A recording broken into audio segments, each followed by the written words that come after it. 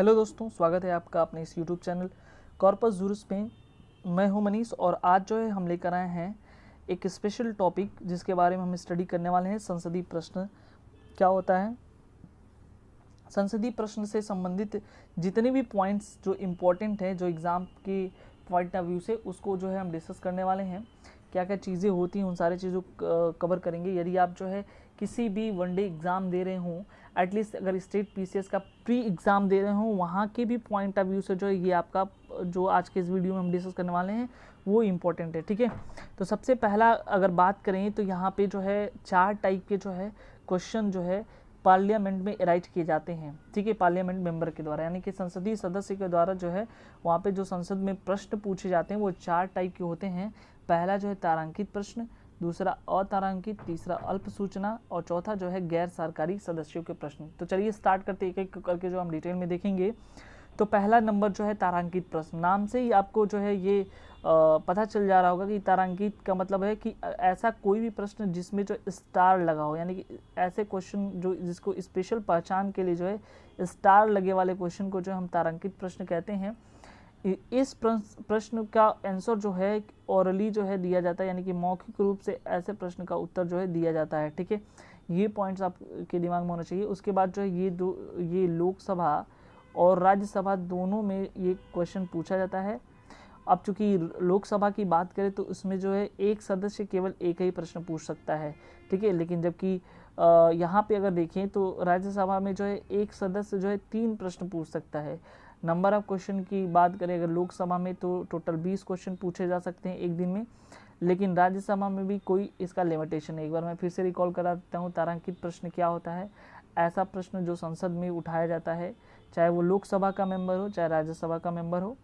ठीक है, तो ऐसे क्वेश्चन का जो आंसर होगा वो जो है मौखिक रूप से तुरंत दिया जाएगा ओरली, और ऐसे क्वेश्चन को पहचान के लिए जो स्टार लगा जाता है, स्टार मार्किंग रहता है, इसी की वजह से इसे जो है तारांकित प्रश्न का नाम दिया जाता है। यदि लोकसभा की बात करें तो टोटल मेंबर जितने भी रहेंगे उसमें से केवल एक मेंबर एक क्वेश्चन पूछ सकता है, जबकि टोटल क्वेश्चन की बात करें तो टोटल 20 क्वेश्चन ही पूछे जा सकते हैं।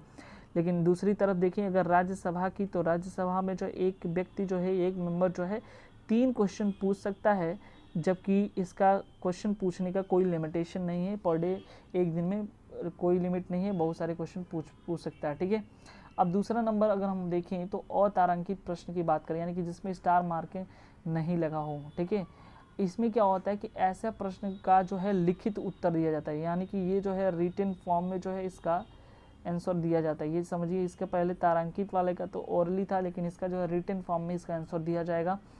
और ये जो है प्रश्न काल के बाद है। ठीक है, प्रश्न काल के बाद जो है, यहाँ हम लिख देते हैं, प्रश्न काल के बाद जो है जिस मंत्री से वो प्रश्न पूछा जाता है, और ठीक है, तो उसके द्वारा ही सभा के अंतर्गत जो है मान लिया जाता है। ठीक है, जिस मंत्री से वो प्रश्न पूछा जाता है उसके द्वारा ही सभा के पटल पर रखा गया मान लिया जाता है कि हाँ वो क्वेश्चन जो है उसमें पार्लियामेंट में जो वो पूछा है। ठीक है, इसे सभा का अधिकृत कार्यवाहियों में शामिल किया जाता है।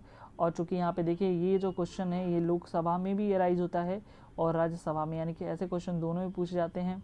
यदि हम देखें लोकसभा में तो एक व्यक्ति जो है, एक सदस्य जो होता है 4 क्वेश्चन पूछ सकता है। ये सारे पॉइंट्स आपके दिमाग में होना चाहिए। और एक कुल टोटल क्वेश्चन की अगर संख्या बताए तो 230 प्रश्न जो है पूछे जा सकते हैं। एक व्यक्ति 4 क्वेश्चन पूछ सकता है और टोटल क्वेश्चन जो है 230 होंगे। वहीं राज्यसभा की बात करें तो एक सदस्य जो कोई, अगर एक सदस्य की बात करें तो इसकी भी कोई लिमिट नहीं है, वो कितना भी क्वेश्चन पूछ सकता है। और इसका भी लिमिट नहीं है कि कुल सदस्य जो है कितने क्वेश्चन पूछेंगे एक दिन में, इसकी भी यानी कि कोई लिमिट न तो इसमें है पर व्यक्ति के द्वारा, न तो इसमें है। ठीक है, तो ये 2 चीज़ होगी। तीसरी चीज़ हम देखते हैं जो है अल्प सूचना प्रश्न के बारे में। ठीक है, अल्प सूचना प्रश्न क्या है और किस तरह से जो है ये अल्प सूचना प्रश्न जो है पहचानेंगे हम।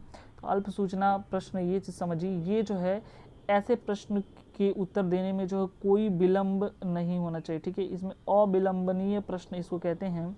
ठीक है, महत्व से संबंधित होता है, लोक महत्व, ये चूँकि पब्लिक जो वेलफेयर से संबंधित होता है, ऐसे प्रश्न के उत्तर जो विशेष रूप से जो है तुरंत दिए जाते हैं, कम अवधि के भीतर भी, ये चीज़ समझिए, ये इसी की वजह से अल्प सूचना प्रश्न लिखा हुआ है, बहुत ही कम टाइम में इसको पूछा जाता है, ठीक है। इसकी जो टाइम लिमिट होती है बहुत ही कम होती है। इसका भी जो है मौखिक उत्तर दिया, यहाँ पे देखिए जैसे तारांकित प्रश्न का जो है मौखिक उत्तर दिया जाता है, उसी तरह से जो है अल्प सूचना का भी जो है ऐसे प्रश्न का भी ओरली उत्तर दिया जाता है, यानी कि मौखिक रूप से उत्तर दिया जाता है, जिसके बाद इसके अनुपूरक प्रश्न पूछे जा सकते हैं। इसमें जो है अनुपूरक प्रश्न पूछे जा सकते हैं, ठीक है।